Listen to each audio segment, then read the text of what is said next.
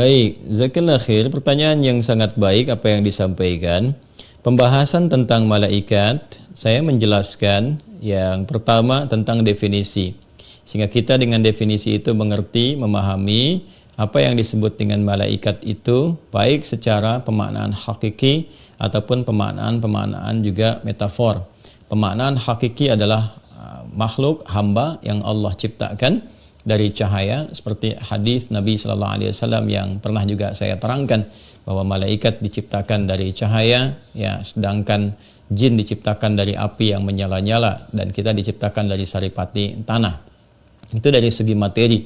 Nah, kemudian juga dari segi penugasan, ya, dari segi pemaknaan bahwa malaikat itu adalah hamba yang diberikan kewenangan tertentu oleh Allah Subhanahu wa taala, gitu kan? Dan dengan kewenangan-kewenangan itu muncullah kemudian tugas-tugas spesifiknya. Di antara tugas-tugas yang dimaksudkan banyak. Ada yang terkait dengan misalnya penghambaan kepada Allah dalam bentuk zikir saja. Dia bertahmid, bertakdis, bertasbih, seperti di Al-Baqarah ayat ke-30 itu, wa nahnu nusabbihu bihamdika wa nuqaddisu lak. Ada yang kemudian berada di sekitaran arsy saja, ya kan? Ada yang tugasnya kemudian di sekitaran tawaf saja di Baitul Ma'mur. Itu banyak sekali, banyak. Nah, ada lagi yang bertugas spesifik terkait dengan aspek-aspek kehidupan manusia secara umumnya dari awal tercipta sampai dengan berakhir. Jadi semua mekanisme kehidupan manusia yang ditempuh di alam ini, di dunia ini, itu Allah kemudian menugaskan malaikat-malaikat tertentu, ya, yang berdampingan dengan semua mekanisme kehidupan manusia. Misal kita berikan contoh misalnya, supaya manusia itu mengalami kehidupan yang benar sesuai dengan petunjuk Allah, ya, kan butuh kemudian pengarah, butuh penjelas. Itu yang disebut dengan rasul. Maka diangkatlah nabi dan rasul. Dari mulai Nabi Adam yang pertama sebagai nabi, Nabi Nuh rasul yang pertama karena ada umat, sampai ke Nabi Muhammad SAW. Rasul ini mutlak harus menerima bimbingan langsung berupa wahyu dari Allah. Nah, maka Allah menurunkan wahyu dimaksud melalui tugas satu malaikat. Ditugaskan malaikat namanya Jibril. Dikenal juga dengan roh atau rohul amin. Maka diberikan satu tugas, Jibril menurunkan wahyu. Lalu diangkat jadi penghulu malaikat, ya, pemimpin seluruh malaikat yang juga mengatur urusan-urusan atau memberikan satu gambaran arahan kepemimpinan kepada golongan-golongan malaikat yang telah Allah tetapkan. Kemudian juga manusia membutuhkan rizki, bermohon, meminta kepada Allah, berkehidupan dan sebagainya. Ya, Allah tugaskan malaikat, ya, yang khusus untuk bisa mengatur urusan-urusan rizki itu dan mendistribusikan kepada kepentingan-kepentingan hamba atas izin Allah Subhanahu wa taala.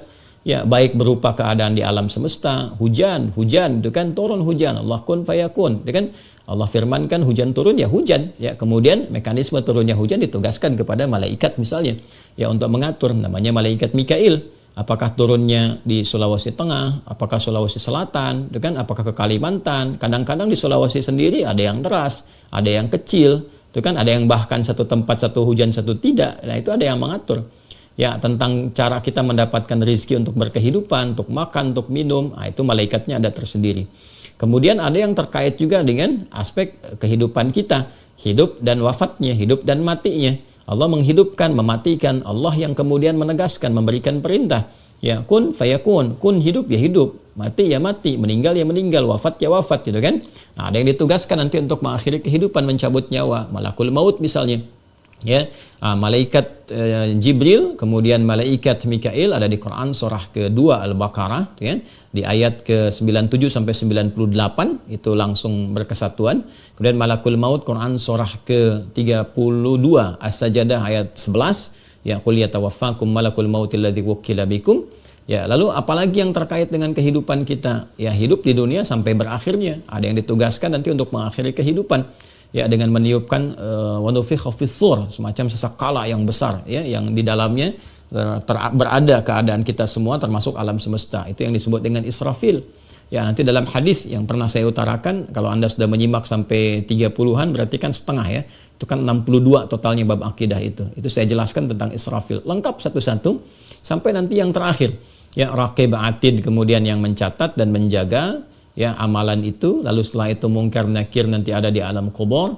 Lalu kemudian Malik dan Ridwan terkait dengan menjaga pintu surga dan neraka. Itu semua terkait dengan alur kehidupan kita.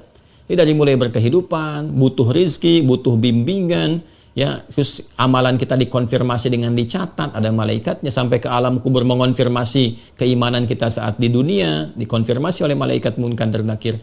Nanti sampai dengan ke akhiratnya, puncak akhir hidup kita apakah surga atau neraka.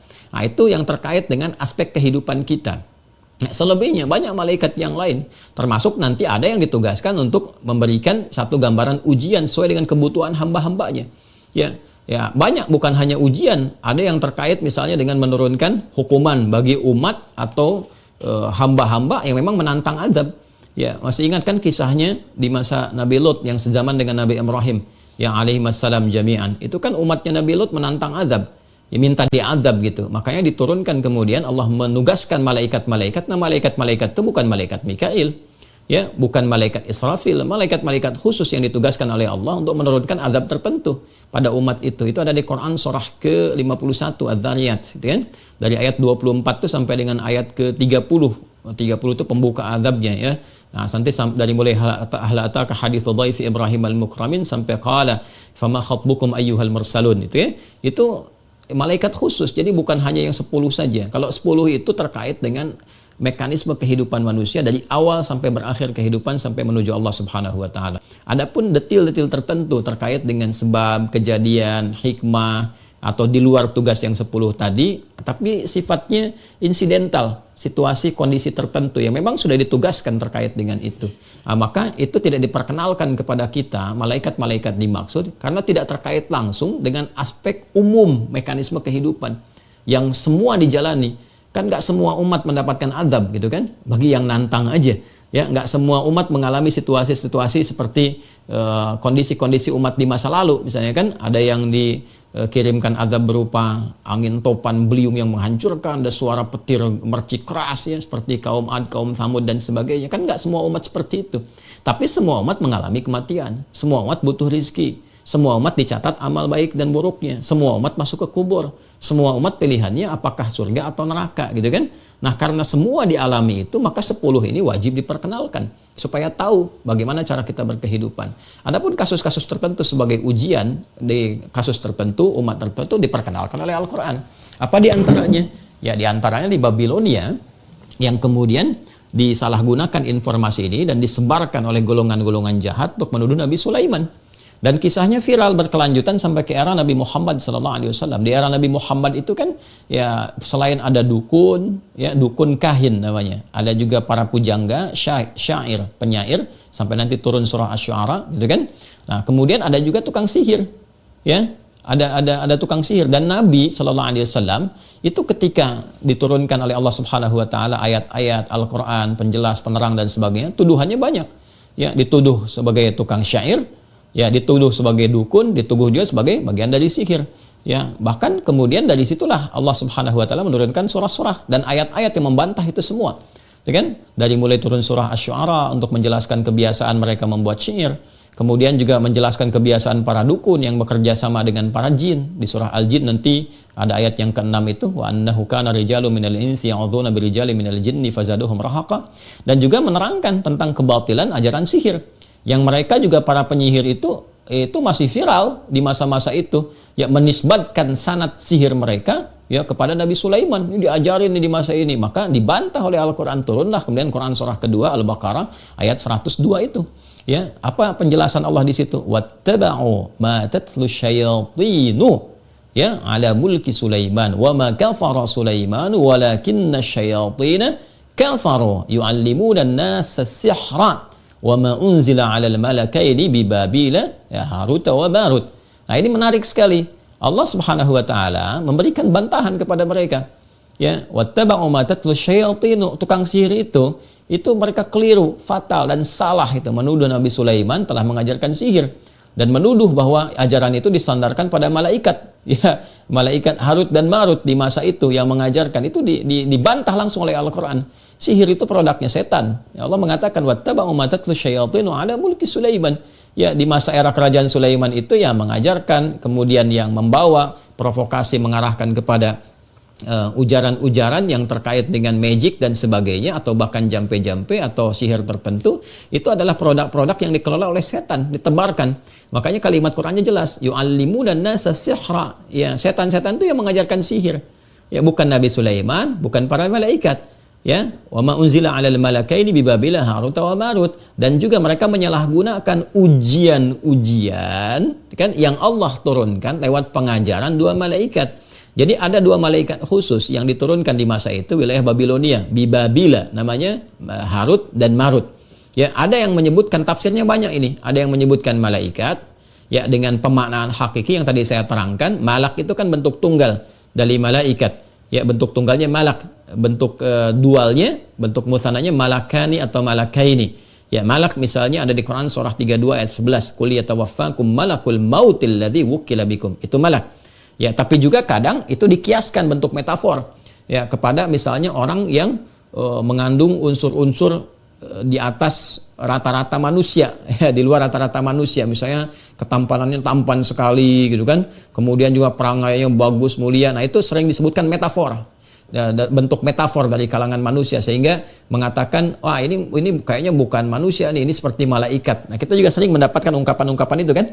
Kalau kita lihat, wah ada dua sayap malaikat yang sedang membantu, wah malaikat hadir, ini orang seperti malaikat. Nah, itu di masa Nabi Yusuf juga para sosialita yang berkumpul dan mereka bergosip ketika melihat Nabi Yusuf mengatakan, ma hadza basyara in hadza illa malakun karim. Ya, ini sih bukan manusia, ini malaikat yang sedang menyamar menjadi wujud manusia. Nah, itu makna-makna metafor. Ya, ada yang menyebutkan malakai ini di ayat 102 surah Al-Baqarah itu menafsirkan, para ulama tafsir ada yang menafsirkannya dengan hamba yang soleh, yang saking solehnya tinggi tingkat zuhudnya, ya mendekati amalan-amalan seperti amalan-amalan malaikat. Maksudnya amalan-amalan malaikat tuh kehidupannya dibaktikan hanya untuk beramal saja, berzikir, bertasbih dan sebagainya, dan tidak larut dalam urusan-urusan dunia. Jadi ada tafsir dua di sini. Tafsir yang pertama betul-betul malaikat yang ditugaskan untuk membawa ujian.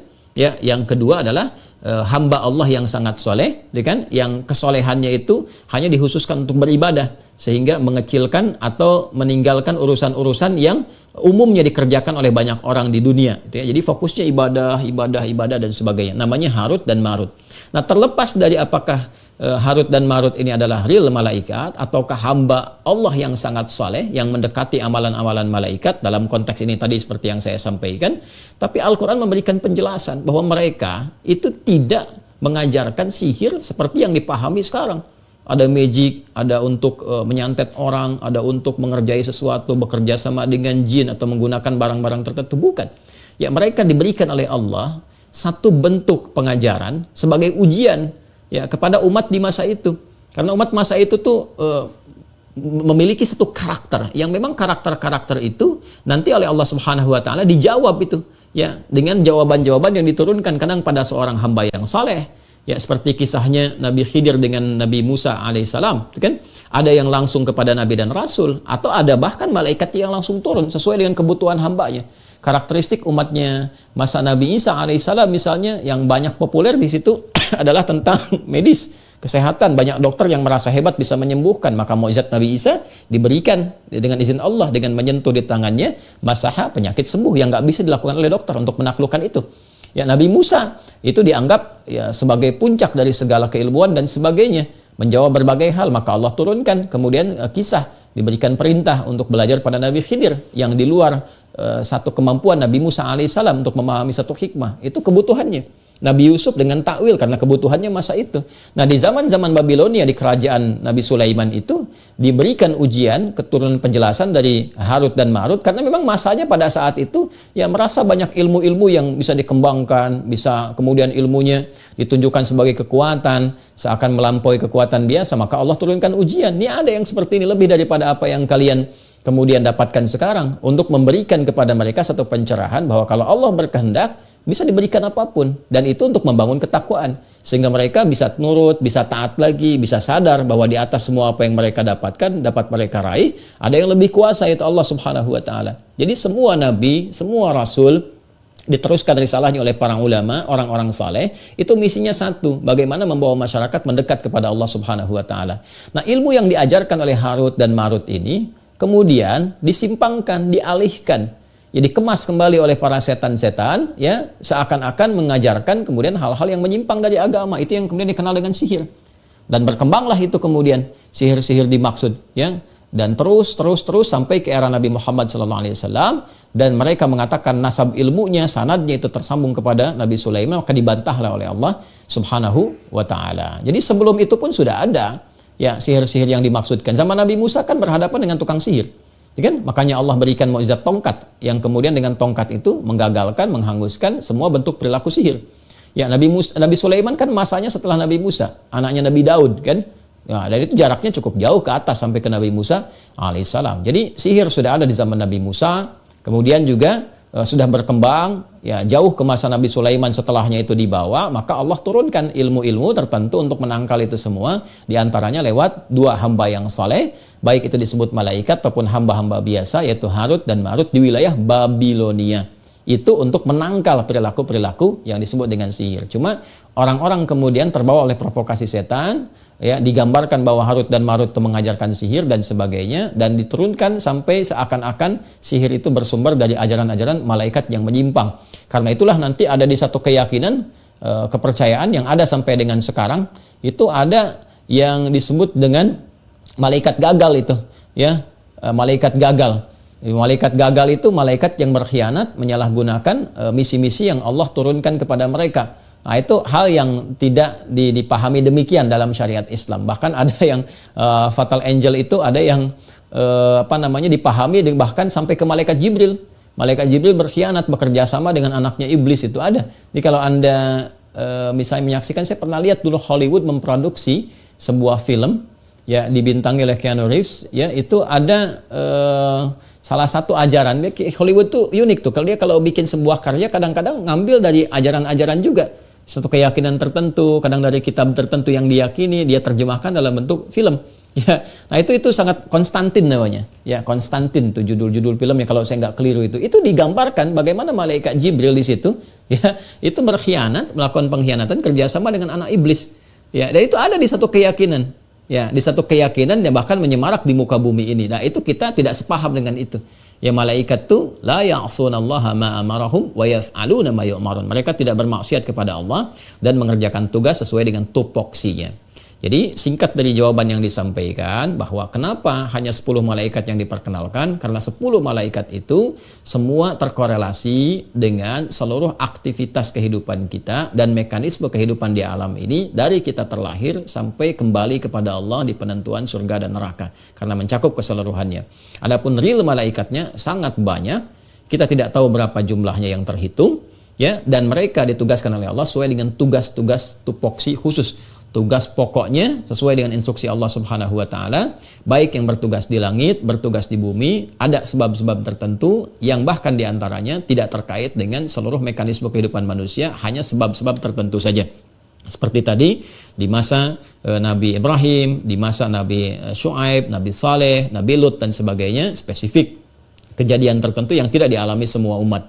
Kemudian di masa tadi Nabi Sulaiman, kerajaannya di Babilonia, spesifik karena umat membutuhkan pengajaran yang bisa mengentaskan ilmu-ilmu sihir, diturunkan kemudian satu ilmu pengetahuan yang bisa melampaui itu semua, namun disalahgunakan oleh setan, dianggap itu bagian dari sihir yang tertinggi, kemudian seakan-akan dikemas dan diajarkan dan diberikan sebuah kesimpulan bahwa sihir nasabnya sampai ke situ, dan dibantah oleh Al-Quran dengan turunnya Quran surah kedua Al-Baqarah ayat 102. Karena itulah diantara keutamaan surah Al-Baqarah, itu surah yang bila dibacakan bisa menangkal sihir dan mengusir setan.